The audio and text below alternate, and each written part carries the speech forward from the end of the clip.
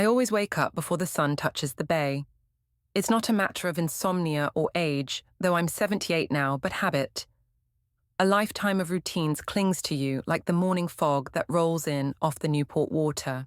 I reach for my slippers, the ones with the worn floral stitching, and sit on the edge of my bed. The arthritis is kind in the early hours. I take my time standing, letting my joints catch up to the rest of me. Through the lace curtains, I can see the silver-grey sheen of the ocean, interrupted only by the soft blur of sailboats out in the distance. My house sits on a modest hill just above the coastal road. It's nothing fancy, just solid sun-warmed brick and wide windows. My late husband, Walter, chose this place 40 years ago. "This is where we'll grow old Maggie," he'd said, holding my hand on the front porch the day we moved in. And I did. Walter died a little over a decade ago. Quietly in his sleep, after fighting for years to keep our mortgage paid and our only son in private school. Since then, it's just been me and this house. I pad downstairs and turn on the kettle. Breakfast is always the same soft-boiled, egg-buttered toast and one strong cup of black tea. I eat by the window facing the sea. Sometimes the only sound in the house is the old pendulum clock in the hallway. Today is Sunday. Sundays are for peace, for the paper on my tablet, the crossword, and maybe calling my grandson if he's free from his university duties. But just as I sip my tea, I hear it the sound of tires crunching gravel. I glance at the clock, 9:00 a.m. Too early, and definitely not scheduled. I lean slightly forward, squinting out the front window. There it is, a sleek black SUV I know far too well. My son David's car. And behind him, stepping out in high heels, she can barely walk in on gravel, is his wife, Melissa. I stand slowly brushing toast crumbs from my skirt and straightening my blouse. When I open the door, David offers a kiss on the cheek, like I'm an acquaintance, not his mother. Melissa smiles, perfectly pleasant, not a hair out of place. "Hi, Mom," David says, glancing at his phone even as he speaks. "We figured we'd stop by and check on you." At 9 in the morning, I reply, still standing in the doorway. "We were already out," Melissa chirps. I step aside and motion them in. My living room smells like old books and lilacs. There's dust, I'm sure of it. David notices. He runs a hand over the mantel like he's inspecting a crime scene. "You're still cleaning yourself?" he asks. "I have Mrs. Pendleton come twice a week, Tuesdays and Fridays." "It's Sunday," he replies, half sarcastic. "She's 70, she works hard. So do I." David walks to the sofa and sits arms draped across the back like he owns the place. Melissa perches beside him, legs crossed, her handbag set neatly on her lap. "We've been talking," David begins, his tone shifting into something rehearsed. "About your situation." "My situation, that's what they call it now. You're living here alone, Mom. It's a big house. The stairs, the garden. You're not exactly 20 anymore." "No," I say calmly, but I manage. Melissa leans forward, eyes wide and gentle. "We found this beautiful place. It's a retirement community, not a nursing home, nothing like that. It's modern, lovely. You'd have your own space, and there's 24/7 care." I sip my tea. My hands don't tremble because I'm scared, only because arthritis doesn't care about drama. "What would happen to the house?" I ask softly. David glances at Melissa, who gives a subtle nod. "Well, we'd probably rent it out at first, maybe sell it later, depending." "Sell it." I look past them through the window to the view Walter and I chose together. "I'm staying here," I say. My voice doesn't shake. Melissa shifts uncomfortably. David clears his throat. "Mom, don't be selfish. All your life you were focused on your job, your students. Never had time for me. Now you're clinging to this house like it's all that matters." I blink slowly. That familiar cocktail of guilt and frustration begins to bubble just under the surface. "I worked," I say, "so you could have what you needed." "Your father couldn't always hold a job, David. Someone had to make sure the lights stayed on." He waves that away like it's an old excuse. "We're just trying to help," Melissa adds. "No," I say again. "You're trying to rearrange my life so it's convenient for you." I stand up. My back straightens. Walter used to say I had a spine made of piano wire. "Thank you for your concern," I tell them, but I'm not out of my mind yet. David doesn't respond. His jaw tightens. I catch the glance he gives to the framed photo of Walter and me on our wedding day. They leave soon after their voices tight promises to talk again, soon hanging in the air like damp laundry. When their car rounds the corner, I close the door and return to my seat by the window. The sea is still there. So is the silence. But something inside me isn't. Something feels off. I reach for the phone, not to call David, but someone else. Someone I haven't called in months. Someone who the last time he was in this house said quietly, "If they ever come for you, Margaret, you know who to call." And now, "I know," Connor answered on the second ring. "Margaret." His voice was low and alert, like he already knew something was wrong. "They came," I said, wrapping the phone cord tighter around my fingers than I meant to. "David and Melissa. They want me to move to some retirement place called Sunnyview or Golden Pines or something equally condescending." There was a pause. Then, "Are you okay?" I told them no. "Good girl. I think—" I swallowed. "Connor, I think they're planning something." He didn't ask for proof. That's the thing about Connor. He doesn't need to see smoke if I say there's fire. "I'll be there by noon," he said. "Don't do anything until then." By the time I hung up, the air in the house felt heavier. I tried to distract myself tidying up the bookshelf, rinsing a coffee cup, but I kept seeing the look on David's face. Not concern, not care. Calculation. He had glanced around the living room like a real estate agent, measuring, appraising, noticing what could be removed, upgraded, modernized. He wasn't seeing me. He was seeing value. And that's when I began to remember all the small moments, the signs I ignored, like the way Melissa always asked about my finances, hidden behind polite questions. "Is your pension enough? Do you have a will, any plans to downsize?" Or the time I caught David taking photos of the upstairs bathroom for a home improvement idea. Now I realize it wasn't for improving anything for me. They weren't worried about my safety. They were circling, like vultures. Connor arrived precisely at noon. That was one of the many things Walter admired about him, back in the day, his punctuality. We met Connor when Walter was on a design panel for the Veterans Memorial. Connor had recently retired from the FBI. We ended up at the same fundraiser. One conversation led to another, and then many more. He was the kind of man who listened like it mattered. Even back then, when I was still married, and still full of the kind of guilt that silences women for decades, Connor saw something in me. He never pushed, he just waited. He still does. When I opened the door, he was standing there in a navy coat wind in his silver hair, holding a paper bag. "Chicken salad from that place you like," he said with a crooked smile. I laughed despite myself. "You remembered." Of course I did.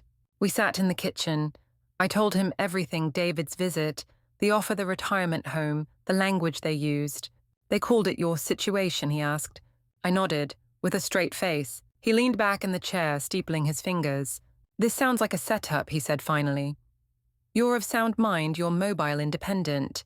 They don't have legal grounds, unless they create them." "What do you mean, create them?" "Margaret, if David wants power of attorney or guardianship, he has to prove you're unfit." My stomach turned. "Do you remember signing anything recently?" he asked. "No, nothing new. But they brought a doctor with them once, weeks ago, said he was a friend, just wanted to ask a few questions." "Did he give a name?" "Dr. Calvin something." Connor's mouth tightened. "Find any papers he gave you. Anything they asked you to sign, just in case. If they want to declare you mentally unfit, they'll need medical testimony." My chest tightened. They wouldn't go that far. They already have.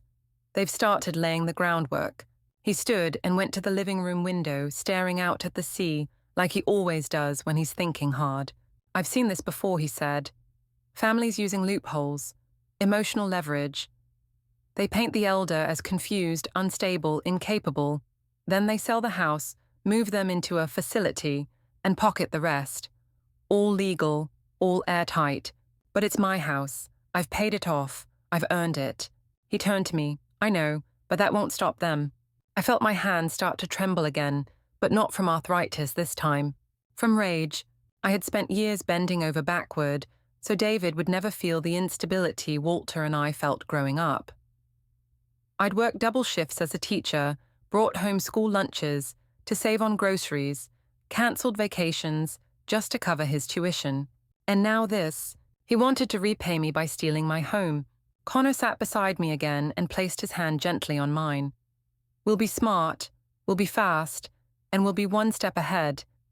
Do you trust me? I looked at him, this man, who had waited in the margins of my life, never asking for more than I could give. I do. He squeezed my hand. Then let's begin. First we secure your medical records, your real ones. Then we find out who this Dr. Calvin is and what he signed. I stared down at the table at my half-eaten toast and the mug of cold tea. This wasn't how I expected to spend the rest of my life, I said quietly. Connor's voice was soft. It never is. But you're not alone, Margaret. Not anymore. Outside, the sea shimmered like glass. And inside, I finally allowed myself to feel the truth. I was being hunted, but I was also, for the first time in a long time, ready to fight. I hadn't thought about the pearl barrette in years, but as I stood at the bathroom sink that night, brushing my thinning hair, under the soft yellow light, I saw it tucked in the corner of my jewelry box, the velvet worn, the clasp still firm. I ran my fingers over it, remembering how Connor once said it made me look like a movie star. I didn't feel like a movie star now. I felt like prey. The rest of the day after Connor's visit passed in a fog. He stayed until sundown, reviewing old files from the drawer under my stairs, taking photos of paperwork, with his phone carefully logging anything that looked suspicious. His precision hadn't dulled with age. He still handled everything like evidence in a federal case. Maybe because this time it was. When he left, he kissed my hand like he always did and promised to call the next morning. I watched his taillights disappear around the curve, the dusk swallowing the driveway in silence again. That silence used to comfort me. Now it felt like a trap. I curled up in bed, but my body wouldn't rest. The more I tried to sleep, the more memories surfaced. David as a child chasing crabs on the shore. David clinging to my hand on his first day of school. David storming out of the house at 17 furious. I wouldn't co-sign a car loan. He had always wanted more, even then, and I had always given as much as I could, until now. My thoughts kept spiraling, so I pulled out an old journal, the one I used to write in when Walter was still alive. I didn't even know why I opened it until I saw an entry dated 23 years ago. It was short, just one sentence. Connor held my hand for exactly 3 seconds today, longer than he should have. I closed the book slowly. Yes, I had a secret. One I had buried beneath layers of duty, grief, and guilt. One that never went away, not even when Walter was here. Connor, he had been the only place I could rest my soul during those impossible years. Our relationship had started as nothing but conversation. He was widowed. I was emotionally stranded. Walter, brilliant though he was, had battled long bouts of depression, withdrawing into silence, and sketches leaving me to hold the family together with borrowed strength. Connor never asked for more than I could give, but he gave endlessly, a ride when I needed it, a place to cry when I couldn't anymore. I used to think I was cheating, but now I know I was surviving. And Connor, he understood that. He still does. A knock jolted me out of my thoughts the next morning. Not a loud knock measured. Rhythmic, deliberate. Connor. I pulled on a cardigan and opened the door to find him standing there, holding a folder in one hand and 2 cups of coffee in the other. Got something, he said simply. I let him in, heart thudding with nerves I tried to ignore. We sat in the living room, same spots as always. He slid the folder toward me. Inside were printouts, email headers, a physician registry, a copy of something that looked like a scanned signature. I did some digging, he said. Your Dr. Calvin doesn't exist. Not in Newport, not in the State Medical Board database. But this name here, Dr. Warren Calvin, was linked to a similar guardianship case in a different county last year. He paused. That case ended with an elderly woman moved into a facility within 2 weeks. Her house was sold a month later. My blood ran cold. It's a pattern, he continued. I think your son is working with someone who does this regularly. A lawyer, maybe. A medical contact, willing to falsify records.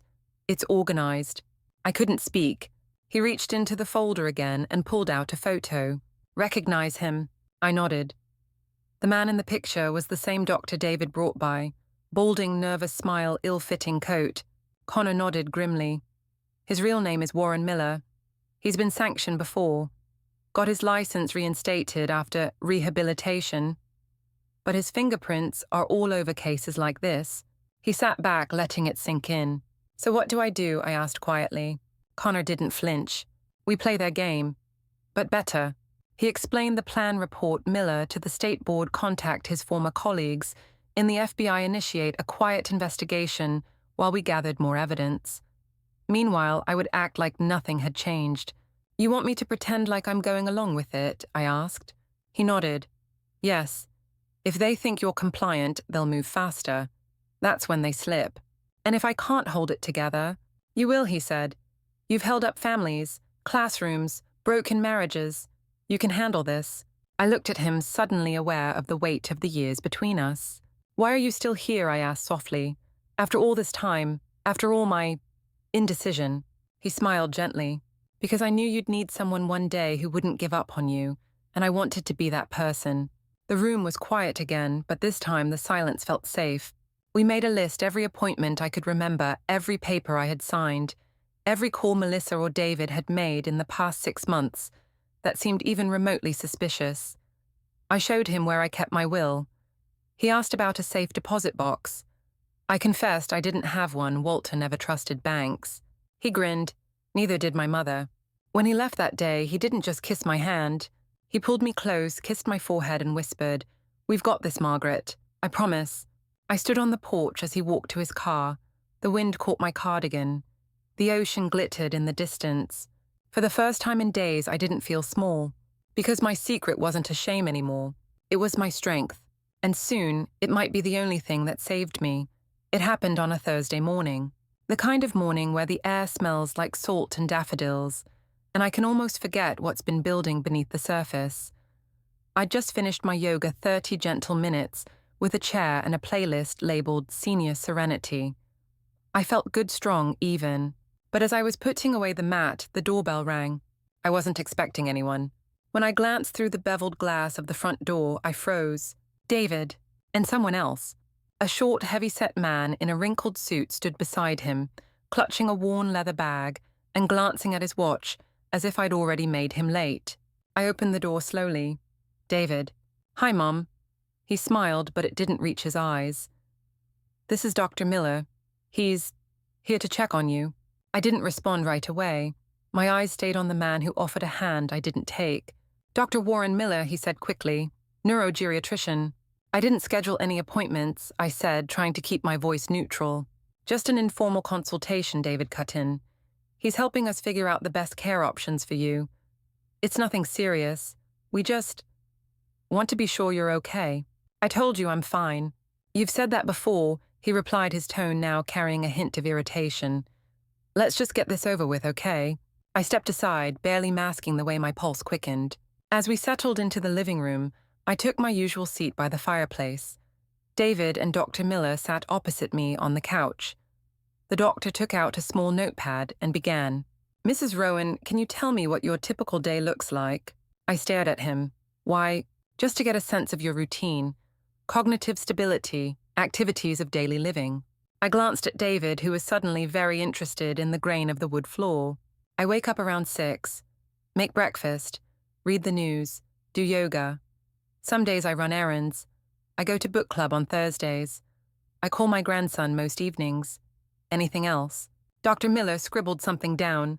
Do you forget things often? Misplace items, leave the stove on. No, I said flatly. He looked up.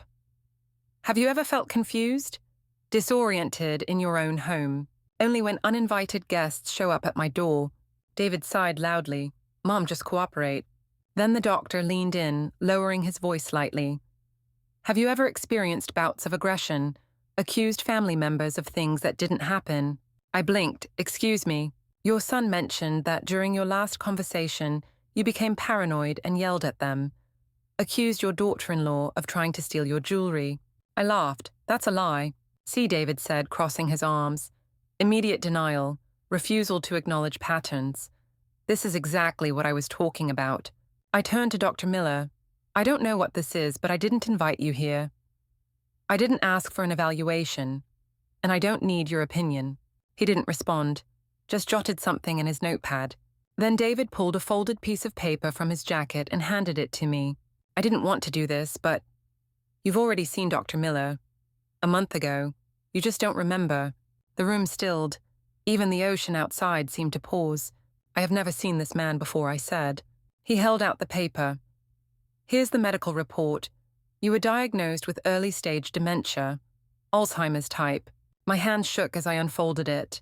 There it was. My name, my birth date, a diagnosis, a recommendation for 24/7 supervision, a signature barely legible but supposedly from the man sitting across from me. I want another opinion, I said, forcing myself to breathe evenly. From my doctor, Dr. Hastings. She's been treating me for 15 years. David's voice was syrupy. We've already spoken to her. She agrees with the diagnosis. I stood up the report crumpling in my hand. This is a lie. All of it. Mom, calm down. No, you listen to me. You came into my house under false pretenses. You brought a man I didn't invite. You're accusing me of things that aren't true. Dr. Miller stood too, clutching his bag like a shield. David pulled out another document. This is a court order. You've been declared medically incapacitated. I'm your legal guardian now. The breath left my lungs. I took the paper from him with numb fingers. It was all there, stamped, signed, dated last week. There had been a hearing. I'd supposedly attended, represented by a court-appointed lawyer. I couldn't remember any of it, because it hadn't happened. Or if it had happened without me. Effective immediately, David said. You're moving to Sunny Ridge next week. And if I don't, I whispered. Dr. Miller stepped forward. Then we'll have no choice but to recommend involuntary psychiatric commitment, for your safety, of course. Blackmail. Cold, legal, efficient. I sat down slowly, the documents in my lap, heart pounding like a war drum. David smiled then. It wasn't warm. It was the look of someone who had waited years for this moment. I had raised this man, and now he was stealing everything I had left. I knew what I had to do. Not in that moment, but as soon as they were gone. I had to get to Connor. I needed a lawyer. I needed help. But first I had to buy time. I need to pack, I said quietly. Personal things. Things I want to take with me. David nodded, suddenly relaxed. Of course, you have the weekend. They left a few minutes later, confident I had folded. As their car disappeared down the hill, I sank into my chair and pulled out my phone. This time, I didn't wait for the second ring. Connor, I said, my voice barely holding steady. It's happening. They forged everything. They made me legally incompetent. He didn't ask how. He just said, I'm on my way. And for the first time since David walked through my door with that doctor, I let myself cry. Because now I wasn't afraid. Now I was ready. Connor arrived 40 minutes later. He didn't knock this time. I had left the door unlocked. Some small part of me needed him to walk in, needed to hear his footsteps fill the house again, remind me that I was still seen, still known. I was sitting in my armchair by the window when he appeared in the doorway, out-of-breath eyes scanning my face. Are you hurt, he asked. No, I said, voice low, just hollow. He crossed the room in 3 strides and dropped to one knee in front of me. Show me everything. I handed him the papers, crumpled, creased, dirtied by my hands, which had clenched them so tightly I could still feel the indent of the signatures on my palms. He laid them out across the coffee table, with the precision of someone still trained to look for deception in ink and signatures. His jaw tightened as he read. This isn't just fraud, he muttered. This is a coordinated assault. By my own son. Connor's hand covered mine. Not for long.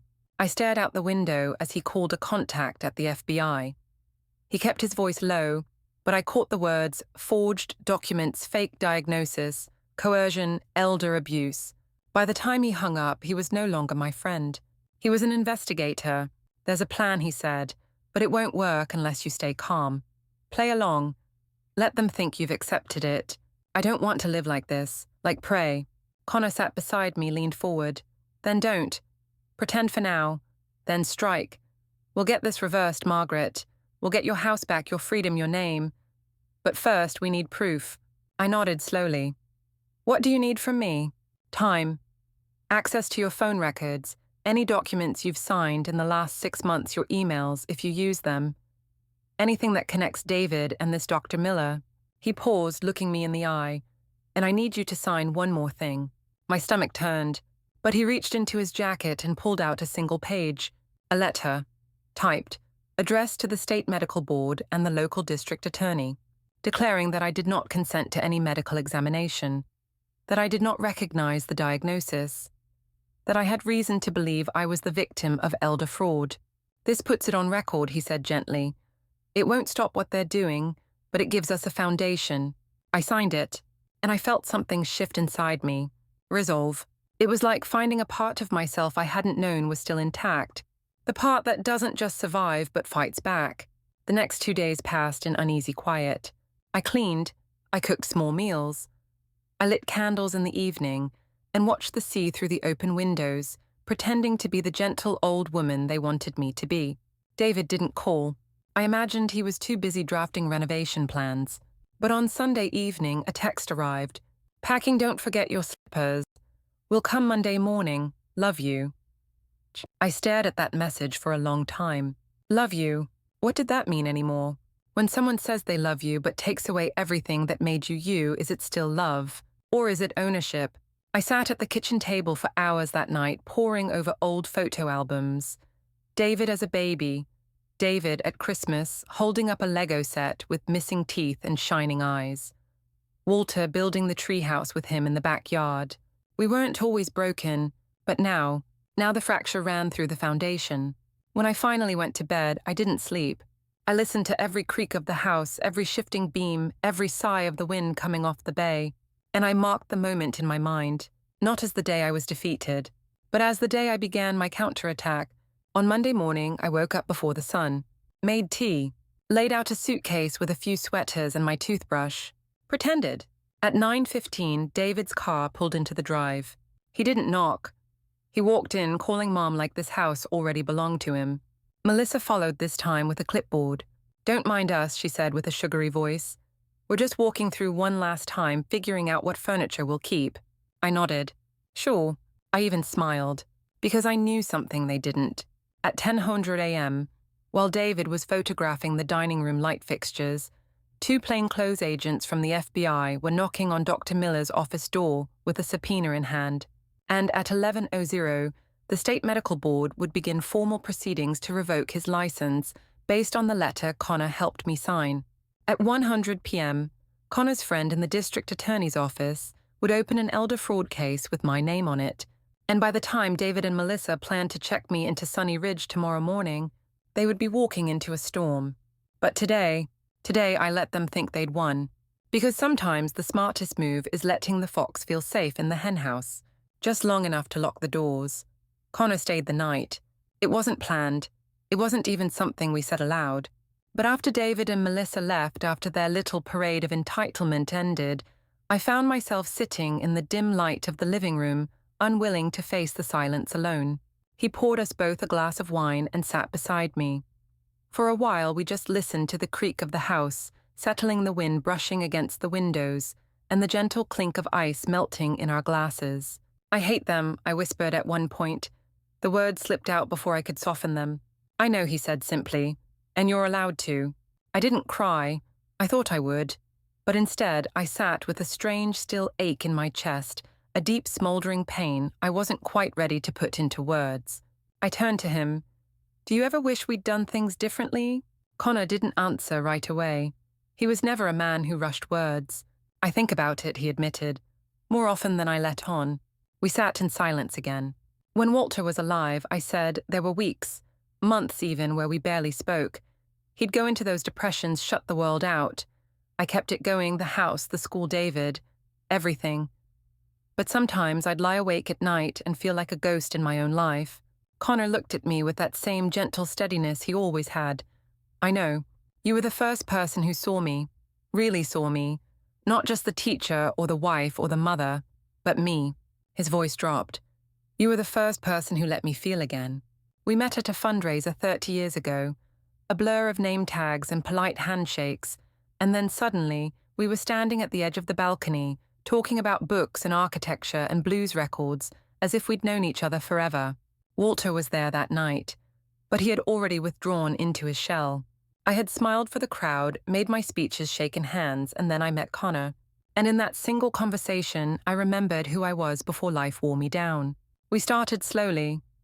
Just long walks, coffee meetings, under the guise of professional chats. Then a dinner. Then a weekend conference I pretended to attend while we disappeared to a little inn 2 towns over. I never told David, and I never left Walter, not because I didn't want to, but because I was afraid of the shame, the fallout, of becoming that woman. So I stayed, and Connor stayed in the shadows of my life. I used to dream of calling you and saying, "Let's go, let's leave this all behind," I said. "You wouldn't have," he replied. "Not unless it was for someone else's sake." I turned toward him. "I'm tired of putting myself last." Connor reached over and tucked a strand of hair behind my ear. "Then don't." We didn't sleep much that night. He held me while I stared at the ceiling, listening to the quiet hum of the house they tried to take. And sometime before dawn I whispered, "Stay." "I will," he said, "as long as you let me." The next morning, the kitchen smelled like fresh coffee and safety. Connor was already up dressed, making phone calls in that calm, professional tone I remembered from years ago. When I stepped into the room, he hung up and handed me a mug. "It's moving faster than we thought," he said. I sipped the coffee. "What is—" "Dr. Miller was taken in this morning. Search warrant. They seized all his records. Emails, payments, everything." I blinked. "Already." He smiled. "I still have some clout." Did he talk? Like a canary. Connor explained that Miller had already been under investigation. Our complaint just gave the Bureau enough to act. Once they confronted him, he admitted everything. That he falsified my diagnosis. That he was paid. That David had approached him through a shady realtor who specialized in elder transitions. Transitions, I scoffed. Like I'm a department store closing down. Connor's face grew serious. This wasn't their first case, Margaret. There are at least 15 others. All older women living alone. Most of them lost everything. I sat down suddenly cold. "You're lucky," he said. "You had someone who believed you." I looked at him. "No, I had you." Before I could say more, my phone buzzed. "David." I showed Connor the screen. He nodded. "Answer it. Be calm." I picked up. "Hi, Mom." David's voice was surprisingly cheerful. "Are you packed?" "A little," I said, lying. "So many memories here." "It's hard." "Yeah, well, try not to take too much," he said. "There's not a lot of room at Sunny Ridge." I swallowed. "Right." Also, he added, "Melissa and I are coming by later to figure out what furniture we're keeping." I felt the anger return hot in my chest, but kept my voice neutral. "Actually, I'm visiting my friend Martha this afternoon. I'd like to say goodbye before I leave." A pause. He wasn't happy. "All right. We'll be there anyway. Got the keys." I hung up and looked at Connor. "They're coming today." "Perfect," he said. And I could see it in his eyes, that look. The look he used to get when he was hunting someone. A hunter's stillness. Calm before impact. "They won't know what hit them," he said. "Do you really think Dr. Miller will give David up?" "I know he will. People like that only care about their own skin. When it starts to burn, they'll hand you the matchbook and beg for forgiveness." I looked down at my hands. They were still trembling slightly, but for the first time in days, it wasn't from fear. It was anticipation. Justice was coming. And I wouldn't have to scream for it, because Connor would bring it to the front door. They arrived right on schedule. I heard the car doors shut first, David's solid and heavy, Melissa's sharper and quick. Then the sound of keys jangling. My keys. In my lock. Connor and I stood quietly in the living room, each on either side of the fireplace. Like actors waiting in the wings of a play, we were finally ready to star in. I could feel it coming. The shift. The reckoning. The door creaked open. David's voice was casual, almost sing-song. "Mom, we're here. Just want to do one final walkthrough." I didn't answer right away. I wanted to hear the sound of his footsteps walking across the hardwood floors, like he owned them. I wanted to remember the exact moment he crossed the threshold, thinking it was his. He stepped into the living room and stopped. His eyes locked on Connor first, then on the two people sitting at the kitchen table behind us, one man and one woman, both polite but official-looking. "Who are they?" he asked sharply. Connor stepped forward, calm, collected, commanding. "Dr. Elizabeth Wright from Newport Central Hospital. James Foster from the Social Security Office. They're here for a follow-up screening." David blinked. "A what?" "For patients recently diagnosed with dementia," Dr. Wright added, standing, "to verify the validity of the diagnosis and ensure appropriate care." "I don't understand," David started. "I already completed their evaluation," I said smoothly. "They ran me through orientation, memory, executive function. I passed." James Foster nodded. Above average, in fact. Connor turned to David. Isn't that interesting? David's face paled. Before he could speak, there was another knock at the door. Connor moved quickly. This time it was a tall man in a charcoal suit flashing a badge, Michael Donovan. FBI. David's voice cracked. What the hell is going on? Mr. Callow, Agent Donovan said, stepping inside. We're here to ask you a few questions about your recent dealings with Dr. Warren Miller. David took a step back, jaw clenched. This is absurd. My mother's clearly unwell. She doesn't even remember meeting him. She remembers everything I said sharply. And even if I didn't, Dr. Miller remembers all of it, including the $5,000 you wired him for a falsified report. Melissa gasped. David turned to her, startled. Don't say anything. But Melissa didn't look at him. She looked at me. I didn't know, she whispered. I swear to God, Lucia, I didn't know it went this far. I thought it was just helping you transition. I didn't know he paid someone to lie. Agent Donovan raised an eyebrow. We'll need you to come with us as well. Testimony from everyone involved will be critical. David's voice turned desperate. This is a mistake, a misunderstanding. That diagnosis was real. No, it wasn't, Dr. Wright interrupted. And Dr. Miller has confessed. To everything, including your involvement. Connor added quietly. The wire transfer was traced to your account, and he gave names, realtors, lawyers, families you've never met but whose parents now live in wards with locked doors and no sunlight. David's mouth opened, closed, then opened again. You did this, he spat, pointing at me. You set me up. No, I said, walking toward him. You did this. I just refused to stay quiet about it. Mom, please. His voice broke. Please don't let them take me. Agent Donovan nodded to his colleague, who moved behind David. This is a voluntary request for questioning, he said. But if you refuse, we'll obtain a warrant. You're looking at multiple counts of elder fraud, medical fraud, and attempted misappropriation of property. I just wanted the house, David muttered. I didn't mean to ruin me, I said quietly, to erase me. He looked up at me, then his face suddenly younger, like the boy I used to hold after nightmares, the boy who sobbed when his father went dark again. You were never really there for me, he said. You were always at work, always busy, always tired. Dad was sick and silent, and I had no one. I felt that sharp twist in my heart again, part guilt, part grief. But I stood my ground. You're right, I said. I wasn't always there. I was trying to survive. For both of us. And I didn't do it perfectly. But that doesn't give you the right to do this. He didn't answer. Melissa stepped forward. Lucia, would you consider asking them not to press charges? David made a mistake, but Connor cut in. A mistake is forgetting a birthday. This was a calculated felony. Agent Donovan placed a hand on David's shoulder. Mr. Callow, it's time. He turned to me one last time. Please, don't let them do this. Don't let this be the end of everything. I stared at him, at my only son. The one I carried raised forgave more times than I can count. And I said I'll help you, but only if you agree to my terms. He looked at me, confused, afraid, silent. And then slowly he nodded. The agent let him out. The house once filled with tension felt still again. But this time the silence didn't feel oppressive. It felt like mine. I stood by the window watching the black SUV take the turn down the hill. And I thought I had lost so many pieces of myself over the years. But now I was taking them back. One name, one room, one truth at a time. The FBI office was colder than I expected. Not just in temperature, but in feeling.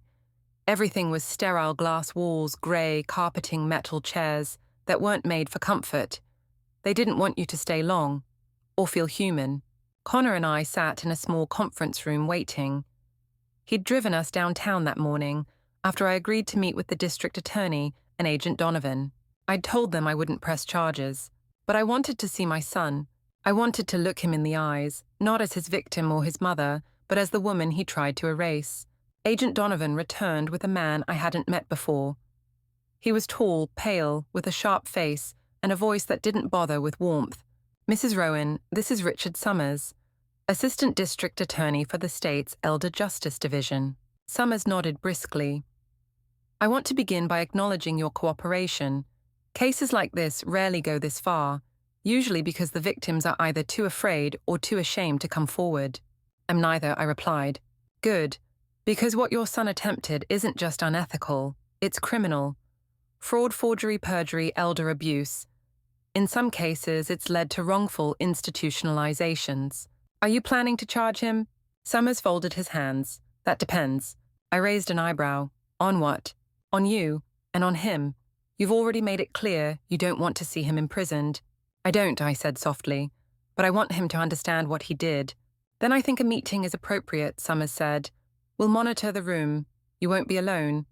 And it will be recorded for legal integrity. I nodded. A few minutes later, they brought David in. He looked smaller than I remembered. Maybe it was the lighting. Maybe it was the thinness of his shoulders, the wrinkle in his shirt, the tired in his eyes.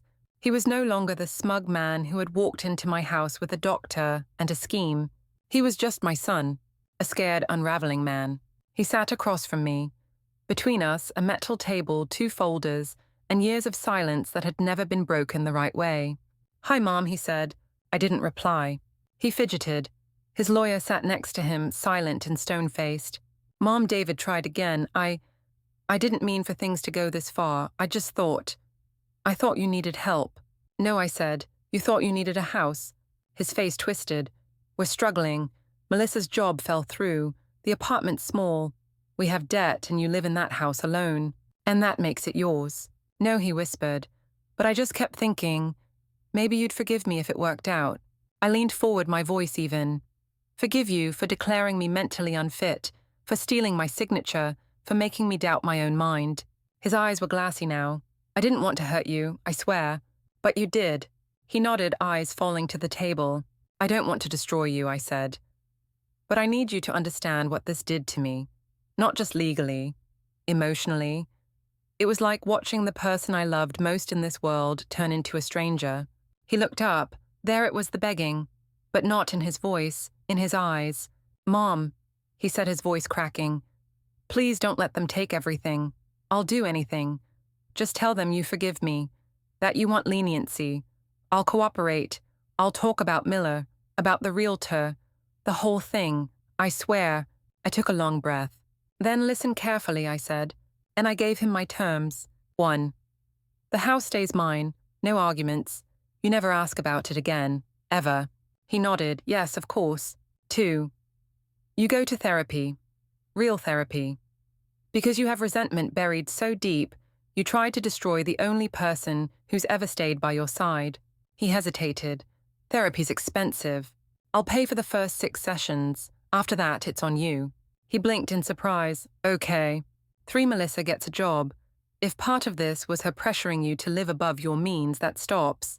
You both work. You both contribute." He nodded again. "And 4, I said, looking directly at him, "you cooperate fully with the investigation. If you know about other victims, you speak up. You do your community service. You pay your fines. And you do it all without complaint." There was a long silence. Then he said, "I'll do it, all of it." I looked over at the DA. "I will not press criminal charges." Summers gave a short nod. "That helps. We'll still move forward on reduced charges. Forgery, fraud. He'll likely get probation fines and community service, but no jail time." David whispered, "Thank you." I shook my head. "Don't thank me yet." Connor walked me out of the building afterward, his hand resting lightly at the small of my back. "You did the right thing," he said. I wasn't sure, but I knew I'd done the only thing I could live with. Because even if David had tried to break me, I refused to let it break us both. I wasn't expecting her. She showed up at my front door 1 week after the charges were reduced, and David began his probation. No announcement, no warning, just the sound of the doorbell slicing through the quiet like a blade. When I opened it, Melissa stood there gripping the strap of her purse like a lifeline. "Lucia," she said. Her voice was small, nothing like the breezy, polished tone she usually used with me. Can I come in?" I stared at her for a moment. Then I stepped aside. She walked in like she didn't recognize the house anymore. Her eyes swept the walls, the windows, the furniture she once appraised like inventory. Now she looked as if the floor might swallow her whole. We sat in the kitchen. I offered her coffee. She declined, just twisted her hands and looked everywhere except at me. "I'm not sure why I'm here," she said finally. "Or maybe I do know. I just don't know how to say it." "Start with the truth," I said. She winced. I didn't know David paid off that doctor. I really didn't. He told me you were declining, that we needed to help you before something happened, that it was time to be proactive. And I didn't ask questions. Because you wanted the house. Her eyes filled with tears, but she didn't deny it. Yes, she whispered. I wanted more. I grew up in a trailer with no central heat. My whole life I told myself that when I got out, I'd have the kind of life that looked effortless. Pretty walls, soft rugs, dinner parties. And when David said we could move in here, she trailed off. I believed him, or maybe I just wanted to believe him. I sipped my tea. That doesn't excuse it. No, she said quickly. It doesn't. I know that. I didn't come here for forgiveness. I want to change. And I need help. I raised an eyebrow. Help. I need a job. I stared at her. I talked to David, she said. We agreed. No more living on borrowed money or borrowed dreams. We need to work. And I need to pull my weight. I just don't know where to begin. I've been out of the workforce for so long. I studied her face. For once, there was no makeup, no artifice. Just a woman stripped of her illusions. Connor had mentioned last week that he was looking for part-time help. Someone to manage scheduling file paperwork, answer calls, while he did consulting work for the city. I hesitated. Connor's looking for an assistant, I said slowly. Part-time, reliable. It's not glamorous, and it won't make you rich, but it's real. Melissa blinked. You'd recommend me after everything. I'd give you a chance, I said. That's not the same as trust. She nodded, eyes glassy. That's more than I deserve. I stood up and walked to the sink, watching the breeze ripple the curtains. The same breeze that had carried this house through storms I couldn't count. I don't want to hurt David, I said. Despite everything, he's still my son. And you're his wife. Melissa stood too. Then help us fix what we broke, or at least stop it from breaking further. She left quietly with a promise to show up on Monday at Connor's office. After the door closed behind her, I sat down at the kitchen table and let the silence settle again. I wasn't sure if she would follow through, but I had done what I could. Not because I owed her, but because healing something broken sometimes means handing over a needle and thread, even if you're not sure the other person knows how to sew. Later that evening, I called Connor. She came, I said. I know, he replied. She called me after she left, asked if the position was still open. And what did you say? I said yes, with probation. Probation. She shows up on time, does the work, no lies, no schemes. The second I sense anything off, she's out. That sounds fair. Connor paused. Are you okay with this? I don't know, I admitted, but I'm trying. That's more than most would do, Margaret. I'm not most. No, he said gently. You never were. As we ended the call, I looked around my kitchen. The walls I'd built my life inside. The place I'd nearly lost. I had forgiven a woman I didn't trust, because sometimes mercy wasn't about deserving. It was about letting go of the things that kept me bitter.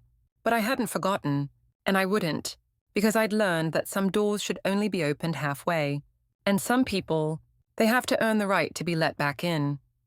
The night felt heavy with something unsaid. I had spent the entire afternoon setting the table. It wasn't fancy, just roast chicken, mashed potatoes, roasted carrots, and a lemon tart from the bakery downtown. But I laid out the good china, the cloth napkins, even lit a few candles. The dining room hadn't been used properly in years. Tonight it would be. Connor arrived first, carrying a bottle of wine and a quiet smile. He wore a navy sweater I always liked on him, the one that brought out the grey in his eyes. You okay? He asked, placing a hand on my shoulder as I adjusted the last fork. I don't know, I said honestly, but I'm here. Then that's enough. Melissa and David arrived 10 minutes later.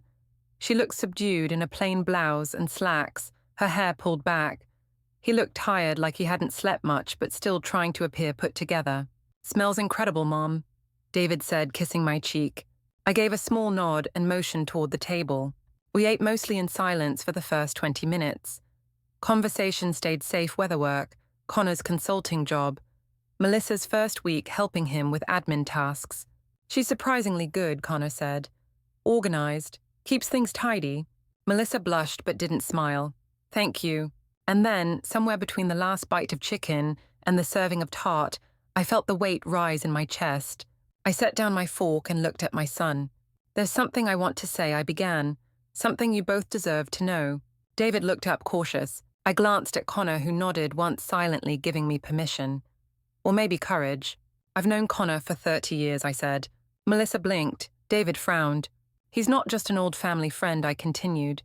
He's been in my life, intimately, emotionally, quietly, for a very long time, since before your father passed. David's fork froze halfway to his mouth. I never told you because, well, for a lot of reasons. Shame, fear, loyalty to a man who was struggling with depression for most of his life. You cheated on Dad, David asked, voice sharp. I breathed slowly. I had an emotional affair. For years. Yes. And after your father passed, Connor and I could have made it official, but we didn't, because I was afraid of how you would see me. The silence was long, heavy. Connor remained still beside me, letting me lead. David leaned back, exhaling hard. You always said Dad was your rock, that he built this house with you, that he was, I said. But rocks can be heavy too, David. They can crush. He was a good man in many ways, but he was broken. And I had to survive that while raising you, keeping food on the table, pretending everything was fine. Melissa looked between us, her expression unreadable. You always made it seem like we were this perfect little family, David muttered. And now you tell me it was a lie. No, I said gently. It was complicated, it was real, but it wasn't perfect. And I'm tired of pretending I didn't need help, that I didn't make mistakes, that I didn't have to find comfort where I could. He ran a hand through his hair. So what now, are you two getting married? Connor chuckled softly. Not unless she asks me. I smiled for the first time that evening. We're moving in together, here, in the house. David's jaw tightened, but he didn't speak. I'm not asking for permission, I added. I'm asking for your understanding, and your acceptance if you can offer it. For a moment, I saw something shift behind his eyes. A flicker of something childlike, vulnerable. I'm not used to this, he said finally. You opening up. Neither am I. Melissa reached out and placed a hand on David's. Maybe this is a new start, for all of us. He looked down, then up, then at me. I don't know how I feel about it, but I'll try. That's all I ask. Dinner ended slowly, the tension softening into something closer to quiet reflection. They left just before 9. Melissa hugged me. David didn't, but he lingered at the door a second longer than he needed to. When they were gone, Connor and I stood in the living room, the remnants of candlelight flickering across the walls. Well, I said I suppose it could have gone worse. Connor laughed. It could have ended with flying mashed potatoes. I leaned into his shoulder. Thank you, for waiting, for being here. Always. He wrapped an arm around me. And for the first time in a long, long time, I felt like this house wasn't just mine again. It was ours. The thing they never tell you about betrayal is how quiet the aftermath is. It's not screaming. It's not smashing dishes or throwing people out the door. It's quieter than that. It's the silence after the storm, when all that's left is to pick up the pieces and decide which ones are still worth keeping. David started coming around more often after that dinner. Never unannounced, never without calling first, always polite, careful, as if walking on the edge of thin ice that might crack beneath one wrong word. He helped me carry groceries in one Saturday, fixed the loose railing on the back porch, asked if I needed help filing my property tax renewal. He didn't say much, but he was present, and I let him be. But I didn't forget. One afternoon, we sat on the front steps, a soft breeze brushing through the hydrangeas. He stared out at the bay for a long time before speaking. Did you ever think we'd get here? He asked quietly. Here as in, sitting civilly without lawyers present, I offered. He smiled faintly. Yeah, that. I considered his question. There was a time I thought I'd never speak to you again, that I wouldn't even recognize you as the boy I raised. But time softens things, and the truth is, I sighed. You're still my son. He looked down. I don't deserve that kindness. I'm not giving it out like Candy David. I'm giving it, carefully, with conditions. He nodded. I turned to face him. I need to say something, and I need you to hear it without defending yourself. Okay, I'm not sure I'll ever fully forgive you, not because I'm cruel, but because what you did pierced something deeper than money or property. You made me question my own mind. You tried to take away the one thing that gave me independence, identity, history. That's not the kind of wound that disappears with time. I understand. I'm not asking you to grovel, I said, but I am asking you to earn back what you broke, bit by bit, day by day. He was quiet for a long time. Then he whispered, I will. I believed him. Not because he said it, but because for once he didn't ask for praise after saying it. That night I wrote in my journal for the first time in months. I didn't forgive him, but I let him try again. And maybe that's what real love is when we're older, not blind grace, but the courage to stay with the truth while still leaving the door unlocked. Melissa kept her job with Connor. Surprisingly, she did well on time, meticulous, respectful. Connor never praised easily, so when he casually mentioned she was efficient and adaptable, I knew it meant something. She still called me Lucia, but now it sounded less like formality and more like respect. One Sunday afternoon, David stopped by alone. He brought a small envelope. Inside was a handwritten letter. It wasn't long, but it was honest. Mum, I think part of me resented how strong you were, how you never asked for help, never showed weakness. I mistook your silence for indifference. I know now it was survival. I'm sorry. I'm learning to see you clearly. I hope it's not too late. Love, David. I folded the letter carefully and tucked it into the back of my journal. Maybe I'd read it again one day. Maybe I wouldn't need to. Later that week, Connor and I sat on the porch, watching the light dip into the sea. He poured me a small glass of wine and held my hand as we watched the sky turn from pink to lavender to indigo. I think you've done something rare, he said. What's that? You kept your dignity without losing your heart. I leaned against his shoulder. I lost a lot, I whispered, but not myself, not fully. You were never lost, he said, just buried, under decades of doing what you had to do. I'm done with that now, I said. Done with surviving. I want to live. He turned to me. Then let's start. The wind picked up slightly, rustling the trees in the yard. And in that moment I realized something. This wasn't just the end of a long chapter of betrayal. It was the beginning of something new. Not perfect, but honest. Not dramatic, but real. And sometimes that's all healing asks for. I used to believe that life, after a certain age, was mostly made of memories, of watching the past, like an old film reel, fuzzy at the edges, but warm where it matters. I believed the future belonged to the young, the bold, the unburdened. But I was wrong. The future is for anyone who still wants it. Even someone who's 78, even someone like me. It's been 2 months since everything came crashing down, and then slowly, deliberately began to rebuild. The investigations have closed. David is serving his probation volunteering at a community elder center every weekend. He never complains. He never asks for praise. Melissa still works with Connor. She's steady, not warm but consistent. Sometimes that's enough. She asks questions now, listens, offers to help without strings attached. My house is quieter, but it breathes differently. There's music now. Sometimes jazz from Connor's old vinyls, sometimes the sound of his laughter echoing in the hallway. He's officially moved in. We didn't make a big announcement. No rings, no paper, just a closet with both our clothes and a coffee schedule we've learned to share. And it's good. More than good. It's honest. One morning we sat together on the back porch. I had my tea. He had the crossword. The ocean was doing its usual thing, unbothered, infinite kind. I turned to him and asked, "Do you think we waited too long?" He didn't look up, just smiled and said, "We're right on time." I let that answer settle in me. Right on time. I think about what I almost lost. Not just this house, but my name, my autonomy, my mind, my sense of truth. And I think about what I gained instead. Clarity, boundaries, and the courage to tell my story, not for pity, not for drama, but because maybe someone else needs to hear that it's never too late to say no, to stand tall, to reclaim the parts of yourself you buried for the sake of others. I used to carry guilt like a second spine, for not being a better mother, a more loving wife, a more selfless woman. But now I carry something else. Choice. I choose how my day begins. I choose who gets to walk through my door. I choose who I forgive. I choose me. And that at 78 is the most radical thing I've ever done. The other night, as Connor and I curled into bed, I looked out the window past the familiar bay, past the sails like tiny paper cutouts on the dark water, and whispered, "I feel new." He turned toward me, pulled me close, and said, "You are."